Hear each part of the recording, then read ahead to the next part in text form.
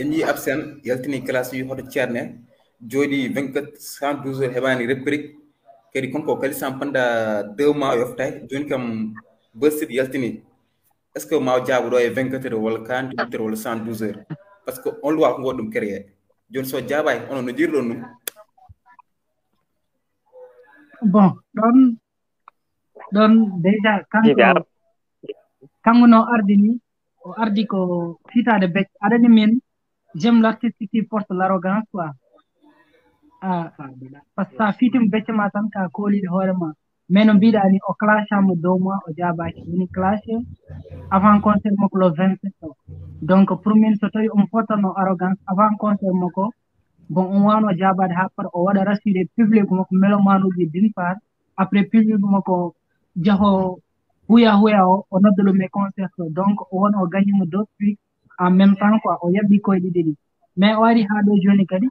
donc ça dépend joni ɗum ɗo ko hare d'organisation wona an artiste o a waɗi feeling a waɗi sentir tan mi jaabo classe walla mi windi mi dépose ɗum non ko entourage ma jooɗoto e nder ko mbaɗɗa ko ma waɗ saliɓe kadi mbiya ya wanni walla ya waɗ ga donc pour min hay so tawi rapport ji jooɗimo une semaine walla jawɗimo 24 heures jaabimo ɗum ko jeu en équipe quoi wona artiste goto tan waɗa délivré min ko hannde jaabotoon mi fayi goɗɗum e goɗɗum donc ko travail en équipe quoi ko toon jiranmi ɗum seeɗa bon ok joni no jiiɗɗa testuji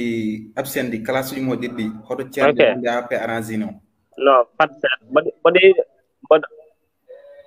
mboɗo yiɗi arde hen seeɗa avant keɗen naata toon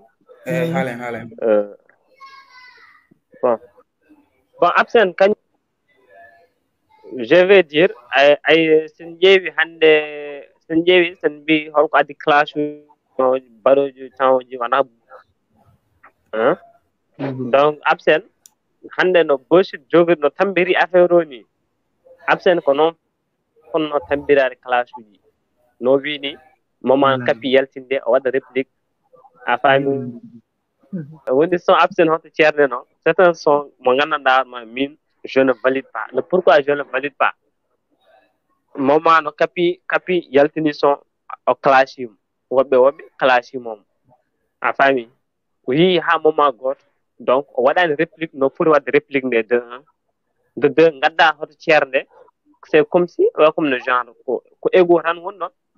son hoto ceerde ko ego rek donc a yiyan noon clash a yiyan noon voilà a yiyan noon réplique par ce que min mi hettima hay joni avant ko mboɗo ara ɗo mi hettima mi heeɗi son makko kettimi son makko kesmo o yaltini hannde o mboɗo ƴeewa différence mum sen ƴeewi min kadi le pour konko dokka kocca so mbaɗa hen ego trip ma ha para par ce que wona clash ego trip mbiya aɗa rokka hay goto andama kaldata mbiya aɗa rokka yimɓe 72 ans ɗum holno wonirta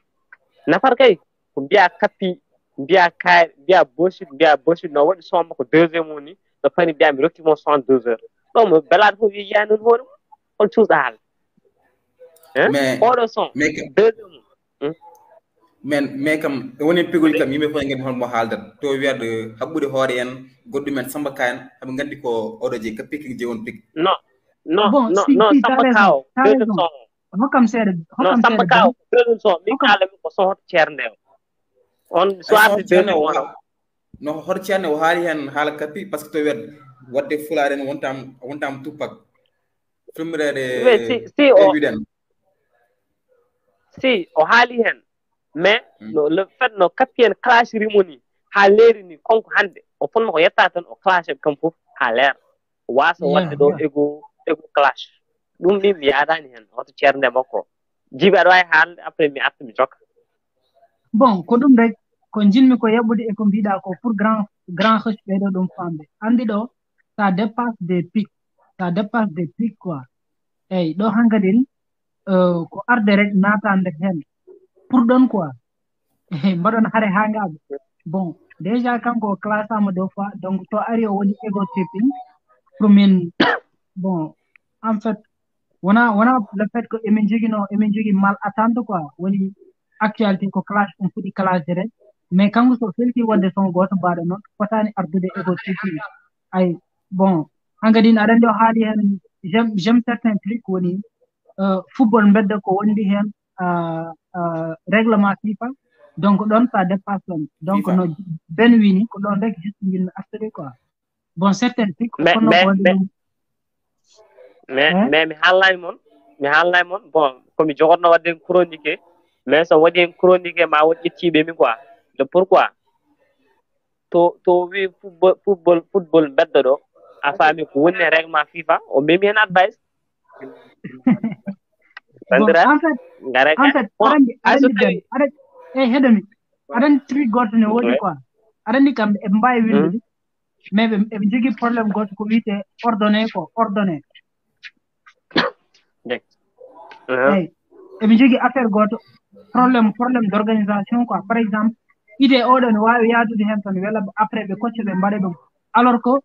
weli rek so tawi a hawti oɗo idée a kuppi ɗum an chroniqueur o tawa addi an ko heddi ko est ce que ko kalta ɗon ko ma wat sens aɗa andi ko mbiyata ko le mot a le sens dans le contexte qu'il est inscrit donc kamɓe ɓe ƴettat auto script tan ne yaade oga par exemple a waɗi rim embrassé par exemple ƴeewa rimuji goɗɗi baɗɗi noon rek ɗiɗi battidiɗi par a et b rek après kocca mbaɗa inculqué nder hen taw affaire o e début texte o walla e ɗum de ɗum bon c'est pas du tout c'est un peu parallèle quoi eyyi donc eɓe jogui probléme d' organisation ɗum woni ko jiɗɗa ɗo haalde ɗo to tawi ɗum kadi min mboɗo yiɗum à cet instant d' accord joni noon konko so wi football rap mbedda manda holko woni règlement FIFA wona noon o wi il y a beaucoup de des chroniqueurs bon kaali mbi ko Doudou Deme o haalde par ce que Doudou Deme donc kañum jogono addude FIFA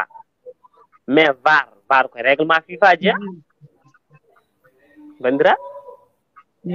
haali ko mi anda somi fawi won jimmi haalde ko wadde firti hayso tawi o wettaki advance pic voilà par ce que hayso tawi o wettaki advance pic yimɓe fof gandi walla konko joga e intention weddade mawni ko pic mais min Deme ko weddima advance pic wollo bindol o memi Doudou Deme o memi advance mawni ɗum ɗon ɓedda holko woni règlement FIFA var ko FIFA jeeya bon manda holɗum ensuite mboɗo jokkano kalannomi ko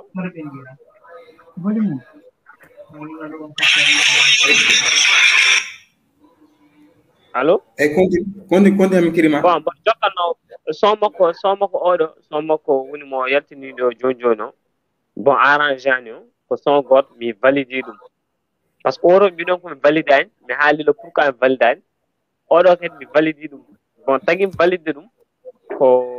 ngollo kam o yalti volontairement o jaabimi kamɓe fof en ji par ce que min mboɗo yaadi ko tagi bochir jabaki oɗo son wona ko oɗo jaabi ko oɗo son haalinde bochir en ji no haalinde bochir nde en ji no mana bochir yaltin kilimo hanki yalti wona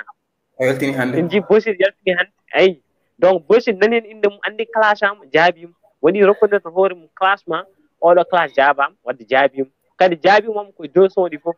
son makko auto premier o e deuxiéme fof renndin jaabi donc ɗum ɗon kadi aussi ko affaire gomo pour yimɓeɓe pour woppude hakkille eyyi kadi gayan oɗon woni comédien oɗon adva voilà ma yimɓe hewɓe bon mbi ko dendino walla ɗin genre uji mais min franchement le fait no jimen adva hay quelle que soit la situation hayso tawi ko waɗi bon mboɗo welti le fait no jimen adva nde par ce que aɗa haade min tagui weltade par ce que musique ko art te art o comédien ji ko hen jeeya hangaɓe ko hen jeeya donc hip uji ko hen jeeya fof ko hen jeeya donc so tawi won hunde kewde tan jomumen en poti nannede hen gande kadi onon ko art hen jeeɗon donc oɗon poti représente ɗum maintenant somi faami par ce que des fois jet hip hop so waɗi comédien ji ngara mbaɗa hen comédie mumen ha wela busta affaire o donc konkon le fait ko somo ara omo invité hen e clipaji ɗi kadi aussi ko image goto kadi aussi ene rokkama kamɓe kadi aussi waɗoɓe comédien ji ainsi de suite